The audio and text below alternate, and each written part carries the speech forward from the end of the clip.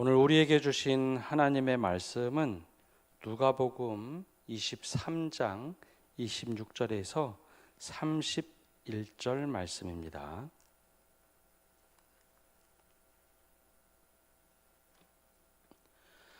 이제 하나님의 말씀을 봉독합니다. 그들이 예수를 끌고 갈 때에 시몬이라는 구레네 사람이 시골에서 오는 것을 붙들어 그에게 십자가를 지워 예수를 따르게 하더라. 또 백성과 및 그를 위하여 가슴을 치며 슬피 우는 여자의 큰 무리가 따라오는지라. 예수께서 돌이켜 그들을 향하여 이르시되 예루살렘의 딸들아, 나를 위하여 울지 말고 너희와 너희 자녀를 위하여 울라. 보라, 날이 이르면 사람이 말하기를 잉태하지 못하는 이와 해산하지 못한 배와 먹이지 못한 젖이 복이 있다 하리라. 그때 사람이 산들을 대하여 우리 위에 무너지라 하며 작은 산들을 대하여 우리를 덮으라 하리라. 푸른 나무에도 이같이 하거든 마른 나무에는 어떻게 되리요 하시니라. 아멘. 오늘도 주님의 은혜와 평강이 함께 하시기를 축복합니다. 저는 지난 주간에 휴가를 다녀오면서 부모님과 저희 가족들이 며칠 동안 함께 보냈습니다. 할아버지와 할머니와 함께 할 시간이 많지 않아서 여름 휴가 때가 되면 아이들 일정을 다 맞추도록 합니다. 그래서 미리 맞춰서 며칠 동안 시간을 함께 보냈습니다. 그러다 하루는 저녁에 아버지께서 저희 아이들을 불러 모으셨습니다. 두툼하게 종이를 꺼내시면서 야, 너희 가족의 정체성을 좀 알아야겠다. 그러면서 예전에 참여하셨던 평산 신가 이 족보를 몇 장을 복사해 오셨습니다. 너희가 36대 손이야 하면서 족보를 쭉 설명을 해 주시는데 문제가 있습니다. 요즘에 안 그런 족보도 있지만 대부분의 족보가 한자로 돼 있죠. 한 번도 족보를 안 보신 것 같은 표정이신데, 족보가 지금도 한자로 많이 돼 있습니다. 한참 설명을 해주시는데 아이들이 깨우뚱깨우뚱하자 야, 족보 프린트된 거 나눠주시면서 너희 이름 좀 찾아봐라. 아이들에게 한자는 제2외국어보다 요즘에 더 어렵죠. 저희 세대는 한글과 한자 공용 세대였기 때문에 한자를 좀 배웠는데 요즘 10대, 20대는 한자를 거의 모릅니다. 특별히 이제 한자 공부를 따로 하지 않는 한 모르죠. 그래서 거기서 한참 동안 찾고 나서 여기 있네요 하면서 이름을 좀 찾았습니다. 그 모습을 좀 보면서 90이 넘으신 아버지께서 손주들이 어떤 집안인가 그것을 좀 알려주셔야겠다, 모르면 안 되겠다라는 걱정이 되셨나 봅니다. 그래서 족보를 미리 복사해 가지고 그것을 일일이 너는 어디 신가고 무슨 파고 파조가 누군지 또 여러 가지를 좀 이야기해 주셨습니다. 근데 그 모습을 좀 보면서 어르신들의 경우에는 육신의 뿌리에 대해서 혹은 우리의 삶의 근간이 되는 그것에 대해서 참 걱정도 하시고 알았으면 좋겠다라는 걱정 어린 모습, 그걸 보면서 한편으로는 제가 목사이다 보니 우리의 영적인 뿌리는 어디에 있을까? 영적인 뿌리는 우리가 잘 지키고 살아가고 있는가? 그것에 대해서 우리는 얼마나 좀 걱정을 하고 있는가라는 생각을 좀 하게 됐습니다. 여러분은 어떠신가요? 우리의 믿음의 뿌리에 대해서 얼마나 걱정을 하시거나 또 고민해 보셨습니까? 오늘 말씀에는 굉장히 짧지만 우리를 위하여 기도하라라고 하셨던 주님의 말씀을 통해서 우리는 과연 이 신앙의 뿌리를 어떻게 제대로 뿌리 내리고 있는지, 어떻게 우리는 믿음을 지키고 있는지 함께 말씀을 통해 살펴보고자 합니다. 오늘 말씀은 예수님께서 공적 인생에, 즉 공생의 마지막 금요일 오전의 장면으로 기록된 말씀입니다. 예수님은 이미 사형 언도를 받고 집행 과정에 있었죠. 목요일 밤이 새도록 재판을 받으셔서 몸은 녹초가 된 상태, 그리고 채찍에 고문을 당하면서 몸이 만신창이가 되었습니다. 십자가를 지고 가야 하는데 더 이상 십자가를 지고 갈 수 없을 만큼 완전히 지쳐버린 그 육신, 대신 구레네 사람 시몬이 십자가를 져주고 예수님이 그 뒤를 따라갈 때였습니다. 예수님을 따르던 여인들은 아니 어떻게 이럴 수가 있나, 예수님이 무슨 잘못했다고 하면서 막 하염없이 울면서 통곡하면서 예수님의 뒤를 따르던 상황이었습니다. 감정을 다 쏟아내는 여인들의 소리, 이 통곡 소리가 너무 컸기에 예수님이 그렇게 고통스럽게 십자가 뒤를 따라가다가 뒤를 돌아서며 오늘 한마디를 하시죠. 그 이야기가 28절에 이렇게 기록되어 있습니다. 우리 28절 말씀 함께 읽어보겠습니다. 예수께서 돌이켜 그를 향하여 이르시되 예루살렘의 딸들아, 나를 위하여 울지 말고 너희와 너희 자녀를 위하여 울라. 아멘. 야, 너희 나를 위하여 이렇게 울지 말고 너희 자녀를 위하여 울라라고 말씀하고 있습니다. 왜 이런 말씀을 하셨을까? 이 말의 취지가 무엇일까라는 겁니다. 먼저 역설적이게도 그리스도인에게는 울어야 할 때가 있다라는 겁니다. 우리가 감정대로 하나님 앞에 울어야 할 때가 있습니다. 그런데 이와 다르게 우리의 문화에서는 지금은 많이 달라졌지만 그래도 여전히 남아있는 것 중에 하나, 남자들은 울지 말아야 된다라는 강압적인 사회 분위기가 있었습니다. 저희 때까지도 그런 문화가 있었죠. 그래서 남자는 태어나면 3번 울어야 한다. 3번 울지 말라는 거죠. 그래서 태어났을 때 1번 울고 부모님이 돌아가셨을 때 1번 울고, 다른 하나는 절대 있어서는 안 될 일, 나라가 망했을 때 우는 거다. 그래서 이 말의 뜻은 남자는 감정을 드러내서 그렇게 표현하면 안 돼라고 하는 사회적인 아주 무거운 틀들이 있었습니다. 그래서 감정은 부끄러운 것이고 감정은 여인들의 것이다라는 문화가 있었죠. 그러다 보니 사회가 굉장히 몸이 건조했습니다. 여러분, 울지 않는다라는 것의 반대말이 뭘까요? 사실 감정 표현입니다. 반대는 없는데요, 울지 않는 사람은 반대로 웃지도 않습니다. 왜냐하면 감정을 절제하려 하다 보면 우는 것하고 웃는 것, 이게 사실 감정의 작용인데 이거 표현하면 이상한 겁니다. 그래서 보통 외국인들이 우리나라에 와서 지금도 여전히 하는 말들이 있습니다. 한국 사람들은 무표정이다. 막 웃긴 얘기를 해도 웃지도 않고 슬픔을 있어도 별로 울지 않는다라는 겁니다. 그래서 유명 강사들이 강의를 할 때 제일 싫어하는 청중이 있습니다. 누굴까요? 다 이게 무표정인데요, 이 50대 이상 되는 남자들이 청중에 앉아 있을 때 굉장히 힘들어합니다. 왜 그럴까요? 반응을 안 해줍니다. TV 방송을 보면 패널들이 있고 여기 방청객이 있으면 대개 누구를 채워서 앉게 하나요? 아줌마들입니다. 아줌마들은 아주 작은 이야기에도 깔깔거리고 잘 웃어주고 반응해주기 때문이죠. 근데 남자들은요, 웃긴 얘기해도 어떻게 하나요? 웃다가 깜짝 놀라서 갑자기 얼굴 확 붙입니다. 그러다 보니 남성들의 이런 모습이 굉장히 어려운 거죠.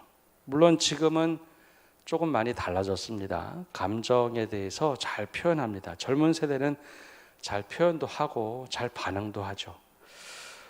여러분, 우리가 건강하다라고 할 때 지정의가 건강해야 된다라고 이야기하죠. 이성적으로 건강해야 되고 마음, 정서적으로 건강해야 되고 의지가 건강해야 된다. 근데 유달리 감정에 대한 것은 우리가 굉장히 가리고 삽니다. 근데 그것까지 건강해야지 건강한 겁니다. 아프면 아프다고 속상하면 속이 상한다고, 고통스러우면 고통스럽다. 감정에 대한 표현을 잘하는 사람들이 그만큼 감수성이 참 좋습니다. 그렇다고 오해하지는 마십시오. 보통 이야기를 하면 감정을 표현하는 것과 감정대로 사는 것을 똑같다고 생각을 합니다. 그거 전혀 다른 겁니다. 내 감정이 어떤 건가 알고 표현하는 것은 중요하지만 감정대로 살라는 이야기가 아닙니다. 자, 그러면 이것이 신앙으로 옮겨지면 어떤 것이 될까요? 하나님 앞에서 내 감정을 표현할 줄 아는 신앙이 건강한 신앙입니다. 예수님이 지금 십자가를 지러 막 가실 때 그 앞에서 함께 우는 것이 정말 좋은 감정인 거죠. 너무나 속상합니다. 내가 힘듭니다. 어떻게 이럴 수 있는가? 우리가 하나님 앞에 가서 기도할 때도 마찬가지입니다. 하나님 앞에 하염없이 울고 싶을 때 우는 것이 건강한 신앙입니다. 그래서 예수님께서는 이 여인들에게 울지 말라고 한 것이 아닙니다. 울어야 할 때가 있다. 그리고 울어야 할 대상이 있다라고 말씀하시지 울지 말라고 하지 않습니다. 울어야 될 대상이 따로 있다. 그 이야기를 하신 거죠. 근데 이 눈물의 기도 혹은 눈물의 감정의 폭포수가 이 여인들만 그랬을까요? 그렇지 않습니다. 한나도 아주 슬피 울며 기도를 합니다. 성전에 와서 자신의 한을 다 토로합니다. 여인만 그랬을까요? 엘리야도 하나님께 부르짖으며 때로는 자기의 속내까지도 다 털어놓고 기도를 합니다. 위대한 선지자였는데 그렇게 기도를 하죠. 가장 위대한 왕이라고 평가된 다윗은 더합니다. 내가 눈물 골짜기를 지나고 있다라고도 표현하죠. 눈물 골짜기. 얼마나 울었으면 눈물 골짜기를 지난다고 얘기할까요? 내가 밤이 새도록 울어서 내 베개가 눈물에 완전히 젖었습니다 라고 이야기할 정도로 하나님 앞에서 그렇게 울던 왕이었습니다. 남들은 용맹스러운 왕이라고 평가를 하는데 다윗은 늘 하나님 앞에 울었습니다.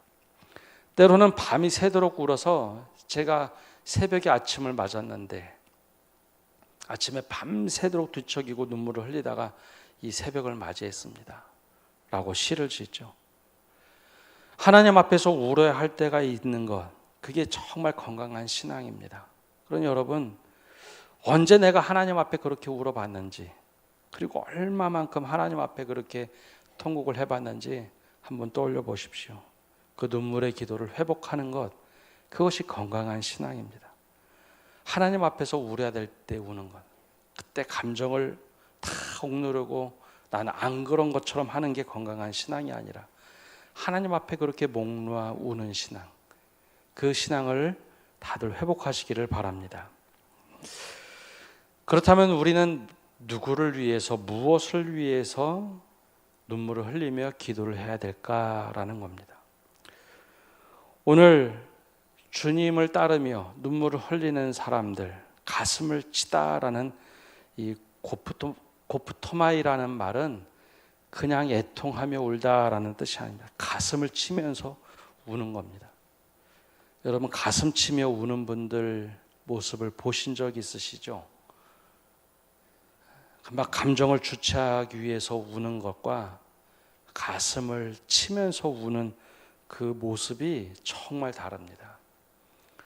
정말 가슴을 퉁퉁 치며 사람들이 울면 그 울림이 대단합니다. 아, 정말 애통하는구나. 그게 누가 시켜서 하는 것이 아니라 정말 애통하면서 우는 것. 이게 그냥 마음으로 우는 게 아니라 몸으로 우는 거죠. 근데 예수님께서는 십자가를 지고 막 가실 때 그렇게 예수님을 향해서 애통해하는 여인들을 향해 가슴을 치면서 어떻게 예수님이 저 십자가를 져야 되나, 이럴 수는 없다고, 죄가 없는 분에게 왜 저렇게 하느냐고 막 애통해하며 울고 따라올 때 예수님께서 의외의 말을 하십니다. 여인들이여, 나를 위하여 울지 말고 당신들과 당신의 자녀들을 위해서 울라라고 말씀을 하십니다. 분명히 감정을 쏟아놓고 막 애통해하면서 주님을 따르고 있는데 그 눈물을 멈추라고 한 것이 아니라 울어야 될 대상에 지금 내가 아니라 여러분과 여러분 자녀들을 위해서 울라라고 말씀을 하십니다. 예수님이 그 눈물 흘림이 필요 없어서 그러실까요? 아닙니다. 왜 이 말씀을 하실까요? 십자가에 달리기 위해서 지금 십자가 뒤를 따라가는 예수님을 위해서 우는 것 너무나 필요한 거죠. 그러나 한번 곰곰이 생각해 볼까요? 예수님은 육신의 옷을 입은 사람이면서 동시에 하나님이십니다. 하나님의 뜻을 이루기 위해서 묵묵히 걸어가는 이 길, 동시에 하나님이시기 때문에 예수님을 위해서 기도할 내용이 사실은 없는 겁니다. 그건 내 감정이죠. 예수님이 저 안타까워서 어떻게, 그건 내 감정의 이야기지, 하나님을 위해서 하나님이 이렇게 속 힘드시면 어떻게 하나, 그건 하나님의 영역이기 때문에 그렇게 할 필요가 없는 겁니다. 그건 내 감정의 동요지 하나님을 우리가 걱정할 필요가 없는 거죠. 가끔 그런 경우가 있습니다. 야, 막 연예인들 힘들어하면 연예인 걱정하면 누군가 그러죠. 연예인 걱정을 왜 하느냐, 알아서 잘 사는데. 가난한 사람들이 부자 걱정을 합니다. 아니, 그건 자신의 걱정을 해야 되는 거죠. 하나님의 일을 하고 있는데 하나님 걱정을 한다. 사실 그게 이상한 겁니다. 예수님 입장에서 볼까요? 예수님은 세상을 구원하기 위해서 지금 이 자리를 걸어가는 겁니다. 더 큰 문제는 참혹한 심판이 있는 것, 그리고 영적으로 고사되고 있는 여러분과 여러분 자녀들을 위해서 우는 것이 마땅하다라고 말씀하고 계신 거죠. 예수님은 하나님의 뜻을 이루기 위해서 지금 십자가를 지고 가시는 겁니다. 하나님의 뜻을 이루기 위해서. 그런데 그와 다르게 하나님의 뜻과는 전혀 상관없이 영적으로 고사하고 죽어가는 여러분들의 자녀들은 어떻게 될 것인지 그때 진짜 울음을 터뜨리며 울어야 된다라고 이야기하시는 거죠. 이 말씀을 받아들었던 때는, 누가복음을 받아들었던 때는 굉장한 박해의 시대가 있을 때입니다. 여러분의 자녀가 어디 있는지, 여러분이 지금 어떻게 믿음 생활하고 있는지, 여러분들 나를 위해서, 십자가를 진 나를 위해서 울지 말고 여러분의 자녀를 위해서, 여러분을 위해서 울어야 될 때가 진짜 믿음이다라고 알려주시는 겁니다. 방향을 바꾸라는 거죠. 울어야 될 때가 있는데 언제 울어야 되느냐, 누구를 울어야 되느냐, 위해서 울어야 되느냐, 그 방향을 바꾸고 제대로 눈물을 흘려야 될 때, 애통해야 될 때 울라라는 겁니다. 저도 그렇지만 여러분, 언제 우리가 자녀들 혹은 가족, 나를 위해서 기도할까요? 특히 부모들은 어린 자녀들이 있을 때 건강을 위해서도 울기도 하고, 성적이 나오지 않을 때 걱정하기도 합니다. 대학에 합격하지 못했을 때, 취직하지 못했을 때, 결혼하지 못했을 때, 승진하지 못했을 때, 대부분의 기도 제목이나 일들은 인생의 길이 크게 흔들릴 것 같으면 그런 기도를 합니다. 가슴 아파하죠. 부모기 때문에 가슴 아파하는 거 당연한 일입니다. 그래서 기도를 합니다. 그런데 주님께서 지금 십자가를 지시며 뒤를 돌아보시고, 야, 나를 위하여 울지 말고 너와 너 자녀를 위해서 울라라고 하실 때, 이 방향이 정말 우리가 걱정하며 기도하는 그 기도의 방향이 맞는가 우리에게 물어보신다면 여러분 어떻게 답을 하시겠습니까?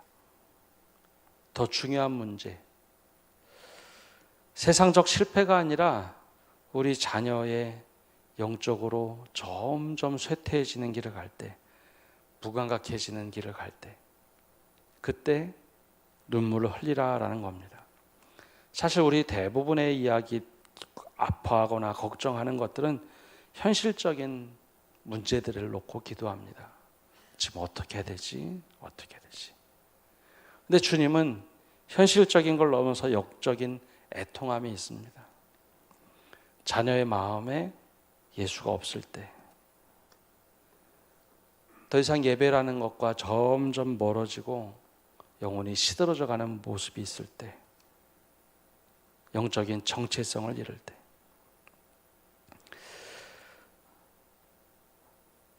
아버지께서 손주들에게 하시는 말씀을 들으면서 이런 생각이 됐습니다. 저희의 성과 이름에는 정체성이란 것을 담아 놓고 있습니다. 성을 부르고 이름을 부를 때, 야, 너 어디 신가구나. 그러면 그냥 자연스럽게 사람들은 그래도 신가구나 하는 것에 가문이라는 정체성을 떠올리게 돼 있습니다. 이름을 부르면서 부모님이 그런 이름을 줘줬구나. 우리의 정체성을 담고 있습니다. 그래서 마치 삶에 그냥 이름을 새겨놓았죠. 그걸 부를 때마다 정체성을 우리는 떠올리게 돼 있습니다. 잘못 부르면 그래서 기분이 나쁘죠. 성을 잘못 불러도 사람들이 불쾌하게 생각하고 이름을 바꿔 불러도 기분 나쁘게 생각합니다. 근데 여러분, 영적인 정체성, 뿌리는 어떻게 우리가 새길까요? 그건 몸에 새기지 않습니다. 이름에 새기지도 않습니다. 여러분, 신앙의 뿌리와 그 정체성은 마음에 새기게 돼 있습니다. 그래서 그걸 보고 우리는 종종 신비다라고 합니다. 마음에 새긴 비석, 마음의 비석처럼 새겨놓았다. 신앙은 마음에 새겨놓는 겁니다. 예수 그리스도의 심장을 우리가 갖는 것, 마음에 새기는 것이죠. 그래서 이것은 평상시에 제대로 보여지지 않습니다. 어떻게 사는지 보여지지 않습니다. 그것이 드러날 때는 믿음으로 내가 행동하고 믿음으로 판단할 때, 그때 비로소 드러나게 되어 있습니다. 문제는 우리 마음에 새기기 전에 자녀들의 신앙이 흔들릴 때, 우리의 신앙이 흔들릴 때, 그게 문제인 거죠. 하나님 없이 우리가 살아가면서 아무 걱정이나 정체성을 잃어버리기 시작할 때 우리가 진짜 그때 애통해야 합니다. 왜냐? 점점 하나님을 잃어버리기 시작하기 때문이죠. 마음에서 하나님의 흔적이 사라져갈 때. 그래서 예수님께서는 31절에 이런 말씀을 하십니다. 막 박해 이야기를 하다가 푸른 나무에도 이같이 하거든 마른 나무에는 어떻게 되리요 하시니라. 푸른 나무다 막 굉장히 힘들 때도 뽑혀나가는데 마른 나무는 어떻게 되겠느냐. 마음에 주님을 심지 않은 그 마른 나무는 어떻게 되겠느냐 걱정을 하시죠. 그러니 자녀를 위해서, 우리를 자신을 위해서 정말 하나님, 내 마음에 하나님이 없는 것 같습니다. 점점 신앙이 사라져가고 있습니다. 그때 진짜 애통해하면서 울어라 라고 말씀을 하고 있습니다. 여러분, 우리의 신앙을 돌아보면서 하나님이 점점 희미해져 갈 때, 믿음이 희미해져 갈 때, 그때 진짜 우리가 애통해야 합니다. 여름이 되면 성도들은 잘 모르시겠지만 주중에 관리 간사님이 수돗물을 틀고 풀과 나무에 물을 많이 줍니다. 때는 집사님 휴가 때도 종종 수요일에 한 번 정도는 나와서 또 물을 틀어서 이 풀과 나무에 물을 줍니다. 일주일 동안 한여름에 막 거의 40도가 가까이 되는 날씨에 물을 안 주면 이 중에 풀 중에 혹은 꽃 중에 상당수가 말라 비틀어져 죽는 경우가 있습니다. 그런데 물을 안 줘도 괜찮게 버티는 것들이 있습니다. 바로 좀 괜찮게 큰 나무들은 버팁니다. 이유는 간단하겠죠. 그만큼 뿌리가 깊이 내려져서 겉에 표피가 다 말라 비틀어져도 뿌리가 깊은 나무들은 견뎌냅니다. 우리의 신앙의 그 신비에 예수 그리스도의 뿌리가 깊이 내려서 흔들리지 않도록 하는 것, 마른 나무가 되지 않도록 하는 것, 그것이 바로 우리가 눈물을 흘리며 기도하며 자양분을 주는 겁니다. 화려하게 세상적으로 꽃핀 우리의 모습이 아니라 신앙적으로 꽃피고 정말 그늘이 되어주는 믿음의 사람이 되어주는 것. 그래서 주님은 우리에게 말씀하십니다. 너와 너 자녀들을 위해서 통곡하고 울라. 그것이 우리가 자녀들을 위해서 살리는 길입니다. 그렇다면 우리가 자녀를 위해서 어떻게 울 것인가? 주님을 따라하면서 가슴을 치며 울기만 하면 되는 것인가? 그렇지 않습니다. 그건 감정의 표현이고요. 진짜 구체적으로 해야 될 일, 첫 번째는 무릎으로 기도의 그늘이 되어주는 겁니다. 늘 우리가 기도하는 부모들이 되는 것. 여러분, 기도한다고 자녀들이 당장 바뀌느냐? 그렇지 않습니다. 그런데 어느 순간에 자녀들이 부모가 열심히 기도하는 그 부모 밑에 있다 보면 어느 순간에 그것을 따라하게 돼 있습니다. 저 목회 처음 하던 그 초창기에 저희 부서 집사님 한 분이 계셨습니다. 근데 그 집사님이 지금 생각해 보면 이제 40대, 20년 전에 40대였으니까 지금은 60대 중후반이 되었겠네요. 그 집사님이 늘 하는 이야기가 있었습니다. 믿음이 그렇게 성실해 보이지 않는 것 같은데 그 집사님의 이야기, 저희 장모님과 장인어른, 저희 부모님이 늘 기도하시던 분입니다. 지금도 여전히 기도하시는데 그 기도 때문에 우리가 산다는 것, 제가 그거를 피부로 느끼고 삶으로 느끼고 있다고. 제가 그 기도의 바톤을 이어받아야 될 텐데 잘 되지 않는다라는 이야기를 늘 했습니다. 그거를 내가 직접 하지 않았더라도 늘 느끼는 거죠. 그 부모님들의 기도의 모습이 늘 머릿속에 기억에 남는다라는 겁니다. 그게 바로 기도의 그늘이 되는 겁니다. 아, 저분 저렇게 늘 우리를 위해서 기도해 주셨지. 그냥 말로만 하는 게 아니라 내가 너를 위해서 늘 기도하고 있어. 내가 너를 위해서 늘 기도하고 있어. 그게 진심을 다해서 하는 말이면, 그리고 내가 그렇게 살아가는 모습이면 그 기도의 그늘 아래 우리의 자녀들이, 믿음의 후배들이 거하게 됩니다. 그거는 그냥 영적으로 사람이 영적인 존재라서 알게 되어 있습니다. 아, 나도 이때가 되면 기도해야 되는구나. 그래서 자녀를 위해서 눈물로 기도하는 그 부모들의 기도는 절대 주님께서 외면하지 않으신다라고 이야기합니다. 여러분, 나를 위해서, 자녀를 위해서 눈물로 그렇게 늘 기도하시기 바랍니다. 더 나아가서 기도하다 보면 종종 이렇게 우리가 할 때가 있습니다. 야, 너를 위해서 기도하고 있어. 너 이렇게 해야지, 저렇게 해야지. 여러분, 신앙은 종종 기독교 교육을 가르치는 교수들이 이야기하는데요. 신앙은 교육해서 되는 게 아니라 전수라는 이야기를 종종 합니다. 이렇게 해야지가 아니라 전수는 가르치는 것과 다르게 몸으로 하나하나 알려주는 게 전수입니다. 교회 가라가 아니라 다른 무엇보다도 내가 목숨을 걸고 신앙을 지키고 살아가는 것. 기도하라고 하는 것보다 기도의 자리에 늘 지키는 것. 그러면 그걸 내가 이렇게 해야지 저렇게 해야지가 아니라 그냥 삶으로 전수를 시킬 수 있습니다. 가슴을 치며 기도하는 부모의 모습을 보며 자녀들은 어느 순간에 그 모습을 따라하게 되어 있습니다. 왜냐? 신앙은 교육보다는 전수이기 때문입니다. 가정 안에서 용서와 사랑을 그냥 내가 일부러 가르치기보다는 그렇게 넉넉히 이야기하고 살아가는 것. 하나님 나라를 갈망하고 주님 앞에 늘 살아가는 것. 그게 삶의 전수로 보여주는 겁니다. 그렇게 할 때 우리의 자녀들 또 나와 함께하는 이들이 믿음을 가지고 걸어갈 수 있습니다. 자칫 잘못하면 예수님 뒤를 따르던 여인들이 눈물을 흘리는 구경꾼으로 남을 때가 있어요. 애통하며 가슴을 치고 가는데 구경꾼으로만 남습니다. 그것까지만 끝이 아니라 늘 영적 위기 앞에서 기도해 주고 끊임없이 너희 자녀를 위해서 기도해라. 그래서 그냥 따라가는 것이 아니라 내가 할 일을 하는 것. 그것이 우리가 해야 할 일입니다. 이번 주말이 되면, 금요일과 토요일이 되면 우리 교회학교 연합 신앙수련회를 합니다. 단순히 행사가 아니라 우리 자녀들이 주님을 더 깊이 만나고, 야, 정말 힘들 때 우리가 정말 믿음을 함께 지키며 나갈 수 있는 아이들이 되도록 하는 것.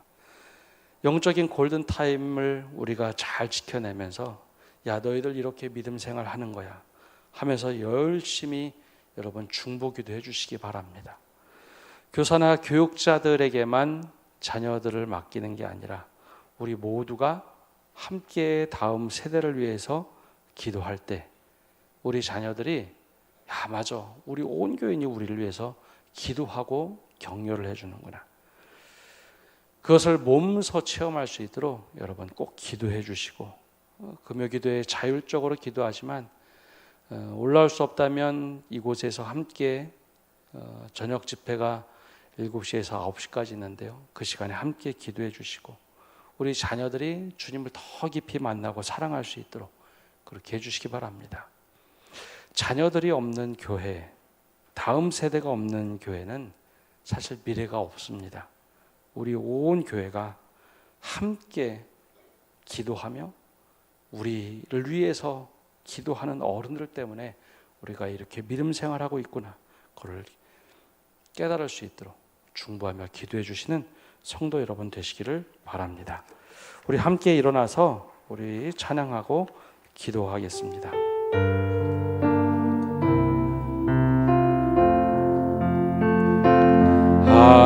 하나님의 사랑을 사모하는 자, 하나님의 평안을 바라보는 자, 너의 모든 것 창조하신 우리 주님이 너를 얼마나 사랑하시는지, 하나님의 찬양과 경배하는 자, 하나님의 선하심을 바라보는 자, 너의 모든 것 창조하신 우리 주님이 너를 찬양 삼으셨네.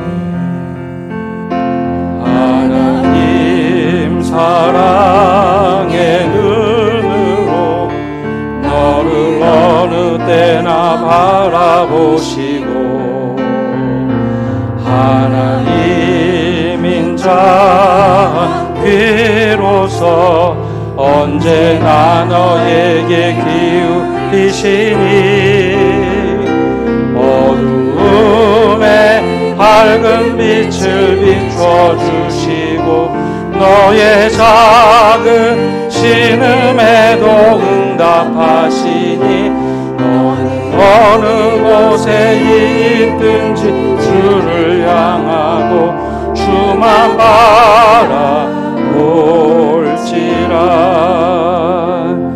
우리 합심해서 우리 기도하며 나갑시다.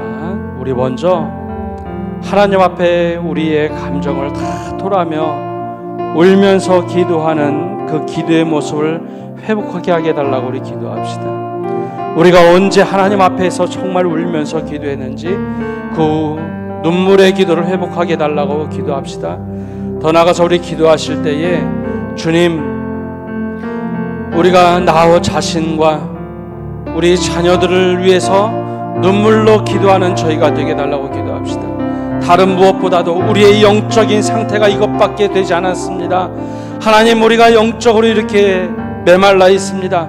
눈물로 기도하며 특별히 자녀들을 위해서, 나 자신을 위해서 눈물로 기도하는 우리가 되게 해달라고 기도합시다. 마지막으로 더 나가서 우리 연합수련회를 위해서 기도할 때 주님, 우리가 성공에만 목말라 하는 것이 아니라 영적으로 우리가 살아나게 해달라고 기도하시고 우리 자녀들이 믿음으로 살아갈 수 있도록 우리 간절한 마음으로 중보하며 기도하겠습니다. 기도하겠습니다. 하나님 아버지, 이 시간 기도하며 나갑니다. 우리가 하나님 아버지 눈물로 기도할 수 있는 저희가 되게 하여 주시옵소서. 감정으로 우리가 하나님 앞에 목놓아 기도해야 되는데 우리가 언제 그렇게 기도했는지 다시 한번 눈물의 기도를 회복하게 하여 주시옵소서. 더 나아가서 하나님 아버지, 우리가 자녀들을 위해서, 나 자신을 위해서 애통하며 우리 믿음이 이것밖에 되지 않습니다. 우리의 신앙이 이것밖에 되지 않습니다. 하나님, 애통하며 기도하는 저희가 되게 하여 주시옵소서. 주님께서 말씀하셨듯이 나를 위하여 기도하지 말고 너와 너 자신과 너희 자녀들을 위해서 애통하며 기도하라고 하셨던 그 애통한 마음으로 기도하는 그 믿음을 회복하게 하여 주시고, 특별히 이번 여름 신앙순회를 위해서 간절히 기도할 때 우리 자녀들이 하나님을 더 깊이 만나고 하나님을 더 깊이 고백하게 하시고 하나님 믿음이 온전히 회복되어지도록 간절히 기도할 때 하나님, 우리가 공동체가 더 나가서 더 10년 100년을 준비하는 회복해야 되도록 은혜 내려 주시옵소서. 살아계신 주님, 우리가 눈물의 기도를 많이 잃어버렸습니다. 기도해도 잠시 기도하고 멈출 수밖에 없는 우리 그런 영의 모습이 메말라 있는 것을 봅니다. 주님, 눈물의 기도가 다시 회복되도록 은혜 내려 주시옵소서. 주님 앞에 나와서 애통해하며 기도하는 그런 눈물의 기도가 회복되도록 은혜 내려 주시옵소서. 더 나아가서 주님께서 우리에게 말씀하셨듯이 나를 위하여 기도하지 말고 너와 너 자녀를 위해서 애통하며 기도하라고 하셨던 그 말씀대로 우리가 자녀를 위해서, 나 자신을 위해서 애통하며 기도하는 우리가 되게 하여 주시옵소서. 우리의 신앙이 이거밖에 되지 않습니다. 메말라 있습니다. 주님, 내가 영적으로 쇠퇴하고 있음을 깨닫지 못하고 있습니다. 기도하게 하시고 애통하며 기도하게 하여 주옵소서. 마지막으로 우리가 주님께 간절히 기도하는 것은 이번 여름 신앙수련회를 통해서 우리 자녀들의 믿음이 다시 회복되어지고 하나님 없이는 살아가지 못한다고 고백하는 우리 자녀들 되게 하시고 하나가 될 수 있도록 은혜 내려 주시옵소서. 이 은혜를 가지고 우리 세상을 향하여 나갑니다. 주님이 우리 앞에 계셔서 바른 길을 보여주옵소서. 주님이 우리 곁에 계셔서 팔로 껴안아 지켜주시고 우리 뒤에 계셔서 못된 사람들의 흉기에서 보존해 주시고 우리 아래 계셔서 떨어지면 받아주시고 덫에서 끄집어내어 주옵소서. 우리 안에 계셔서 슬퍼할 때 위로해 주시고 우리 둘레 계셔서 남들이 덮칠 때 막아주시고 우리 위에 계셔서 복 내려 주옵소서. 이제는 예수 그리스도의 은혜와 아버지 하나님의 크신 사랑과 성령님의 교통하심과 위로하심이 오늘 예배를 드리며 하나님 우리가 애통한 마음으로 기도하게 하여 주옵소서. 이 기도를 회복하게 하여 주옵소서. 다짐하고 결단하는 모든 성도들 위해 그리고 믿음의 권속들과 다음 세대와 온 땅 위에 이제로부터 영원까지 함께 하시기를 간절히 축원하옵나이다. 아멘.